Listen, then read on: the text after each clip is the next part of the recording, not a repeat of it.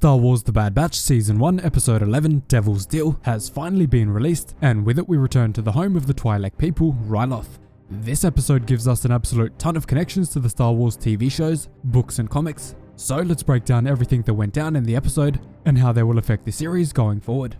Before we get into it, make sure you subscribe for more awesome Bad Batch content. So the story begins on the Twi'lek homeworld of Ryloth, and right away we get a flurry of familiar character appearances, beginning with Gobi, who first appeared in the Clone Wars and later in Star Wars Rebels as one of Cham Syndulla's right-hand men in the Free Ryloth movement. After that, we are introduced to the mother of Hera Syndulla Eleni, who is standing by her husband Cham Syndulla, who have been fighting for Ryloth's freedom since the Clone Wars kicked off. For those of you who don't know, Hera Syndulla was the pilot of the Ghost in Star Wars Rebels and became a very influential member of the early Rebel Alliance, even having her name called over the Intercom in Rogue One. The Empire is promising Cham Syndulla that this is the peace he has fought for all of these years, and he actually does want to try this new version of peace with the Empire, but of course we know from Rebels that he has a very different view on things later on. And after that, we were introduced to a brand new original clone trooper for the Bad Batch series, Captain Hauser. His colour scheme is a teal colour, different from the 501st, and they actually recently revealed a toy package with the name Captain Ballast on it, with pretty much the same looking trooper, meaning either his name was changed after the toy line was made, or he gets the name Captain Ballast later, or it could even just be a nickname given to him by Cham Syndulla later on. And another very interesting possibility is that the inhibitor chips inside of the clones' heads might actually be starting to fade, since it has been some time since Order 66, and we really don't know how long Palpatine can hold this grip on their minds. If the chips are starting to fade for everyone, that would again point to a massive Kamino rebellion coming up at the end of the season, and we've already had quite a few hints towards that, so that would be awesome to see. Following that, the massive senator for Ryloth, Orn Free Taa, makes a speech to his people, urging them to give up their resistance, as the Clone Wars is now over, and the Imperials have arrived to bring peace, freedom, justice and security to their new empire. Orn Free Taa has been the pompous senator for this planet since The Phantom Menace, appearing in that movie, Attack of the Clones and Revenge of the Sith, as well as the Clone Wars and the novel Lords of the Sith, and I'll get into that small controversy later in the video. After this, Admiral Rampart, the man behind Project Warmantle, asks Hera's mother where her daughter is, but she tells him that Hera has other interests. We then cut to a mountain peak where Hera Syndulla herself is joined by Chopper, who you will of course remember from Star Wars Rebels. Chopper is the very murderous astromech droid who served the Phoenix Squadron as Hera Syndulla's droid, and just like her, he was also featured in Rogue One at the Rebel base on Yavin. Both Chopper and Hera Syndulla fought at the Battle of Scarif to steal the Death Star plans for the Rebel Alliance, and not to mention he also became one of the galaxy's biggest war criminals in the time before Yavin.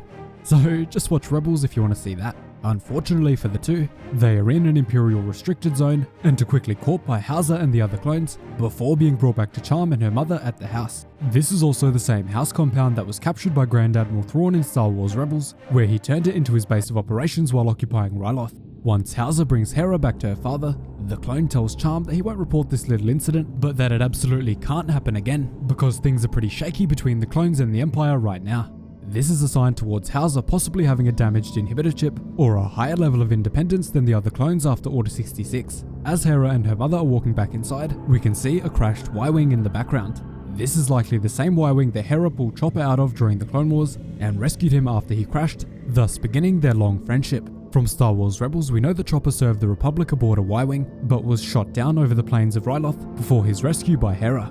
Back with Cham Syndulla, Gobi, his close ally, admits that Hera was sent out to spy on the Imperial refinery nearby, which angers Cham because he knows that this transition period from the Republic to the Empire is a very delicate point. Following this, Orn Free Taa once again screws the people of Ryloth by putting doubt on Cham Syndulla's loyalty to the Empire, which Crosshair and Rampart take very close note of. While this is happening, Hera gazes up to the skies, dreaming of being a pilot, as she explained in Rebels, but her father wants to give her a different, prosperous life on Ryloth.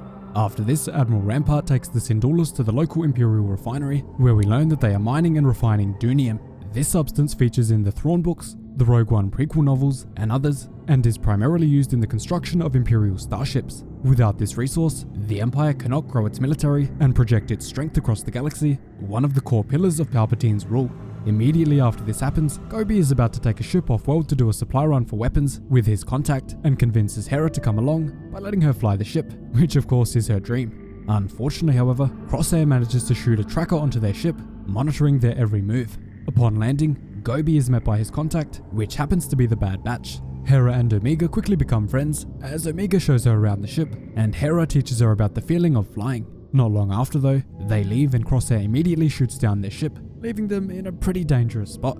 As the ship crashes down onto the surface of Ryloth, Crosshair and his elite squad, flanked by Kamino-born clones, rush onto the scene to investigate, seizing all of the weapons and sadly arresting the 3 Twi'leks. While standing at blaster point, Admiral Rampart arrives on a clone turbo tank from Revenge of the Sith and declares that Hera, along with Gobi and the other Twi'lek, are guilty of treason against the Empire before shuttling them back to the capital.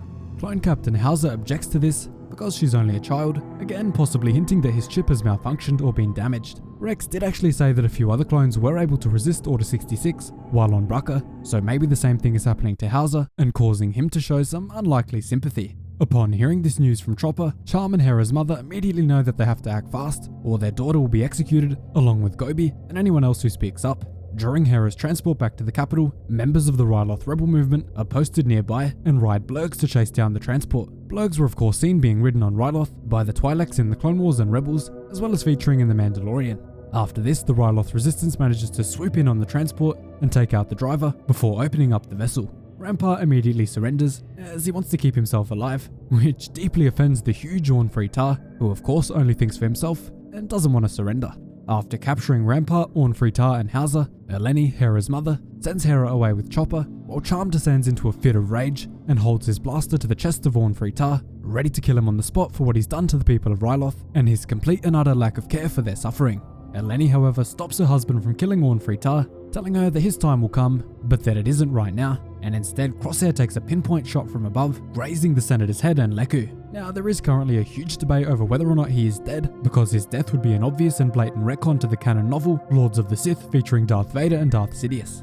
That novel describes that Orn Free Tar was active on Ryloth, and he was pretty much a puppet of Palpatine at that point, and everyone knew it. Either way, according to Rampart in this episode, this was an attempted assassination, and you can see Orn Free Tar breathing and twitching on the stretcher, moving his arms and legs slightly, so it looks like he's still alive. Either way, we'll be given a definite answer on this in the next episode, as we're likely returning for a small story arc. Unfortunately, we're also very likely to see the death of Hera's mother in the next few episodes, because we know that she dies in this time period from Rebels, and we don't see her in any other content apart from that. That'll be very sad to see, but unfortunately it's almost inevitable at this point. And to end the episode, Hera is left terrified as she is taken away from the scene of the arrests, and Gobi, Cham, Eleni and the others are taken away by Rampart, ready for a return in the next episode, where we'll likely see the Ryloth rebels rise up and begin open acts of rebellion and defiance against Admiral Rampart's rule on Ryloth. It's definitely going to be interesting to watch Captain Hauser going forward, as he could be a major plot point if his chip actually is damaged. So make sure you watch out for that in the next few episodes. So that was my full breakdown of Star Wars The Bad Batch Season 1 Episode 11, Devil's Deal,